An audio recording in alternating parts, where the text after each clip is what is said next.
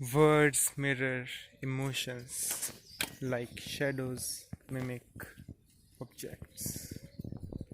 They both supervene like mathematics and reality. Reality comprises two forms, one physical, one mental norm. The former is mathematical and easily explainable. The latter is self contradictory in the world of imagining. Poetry supervenes this imaginary universe in the form of a prose or a verse. Verse is the old tradition which blooms in the limits of cognition. Couplets, rhyming, pattern, alliteration. Such limits on poetry glows up its beauty. Subtle words and aphorisms acting like metaphysical prisms. They split emotions and feelings into hundreds of different meanings, each specific to reader's life, his secrets, his ambitions, his strife. These meanings are alive. They walk, they talk, they cry. They find meanings alike, and the anti-views they dislike. Similar meanings, they stick together, just like a wet feather. They hold each other, they walk, they talk, and they find the purpose of their flock.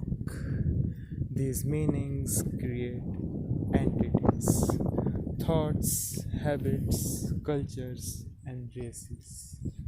As time goes by, their strengths augment, like water draining from sink to the vent. Streams are slow at the start. Beliefs are singular at the start. As streams come together, they become faster and faster, like the beliefs which are merging, polarizing, intensifying, and strengthening. Imagine that this flow time scale is the same as humanity time scale. Imagine that the flow streamlines are representation of races, cultures, and thoughts. You would expect them to conflate as newer generations descend.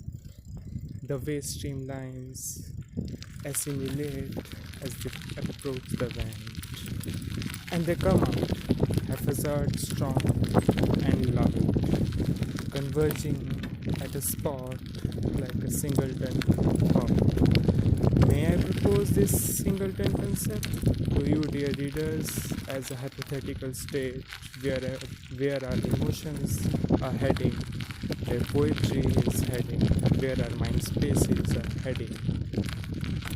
To explain more clearly, I see thoughts and beliefs separately. Thoughts are fluid, beliefs are solid. Let's make each of these terms more lucid. Thoughts are the ideas and concepts you acquire from surroundings.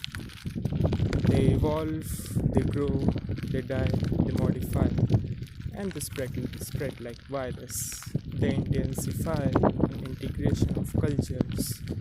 Closer the people are, closer the cultures are, closer the minds are, thoughts sing together. Their strength amplifies in unison to reach towards the singleton stage. In these times of internet, this is highly likely to occur, owing to social networks, capitalism, and notions of herd intelligence. Beliefs are predilections of an individual whose sources can be genetic or childhood experiences. We mimic our childhood as we grow old. As time goes by, these beliefs get superseded by singleton thoughts, highly likely, and influence all aspects of humanity: arts, politics, science, economy, and poetry. Poetry resides in limits. It grows virally within clutches of word sequences, of styles, of tones. At least this has been the trend in the past. I suspect that in future many poets will get clutched in the chains of singleton thoughts. But poetry is an individual art to express your personal beliefs in an aesthetic and contagious form. Poetry is the mirror of your beliefs. Amidst this fight between belief and thought, most poets in future might get attracted to singleton thought since it's globally tempting and rewarding. A conscientious poet realizing this conflict might try to find a way out. In an attempt to express beliefs, the poet will realize how difficult it is to not think of singleton thought and how blurry is this boundary. The dark clouds of thoughts will hide away these shiny droplets of personal beliefs which used to be the building pillars of poetry in the past. As time goes by, as these shiny droplets become difficult to retrieve and boundaries difficult to perceive, a potential way out is likely to use the sun rays of silence to vanish the clouds away, to vanish the droplets away.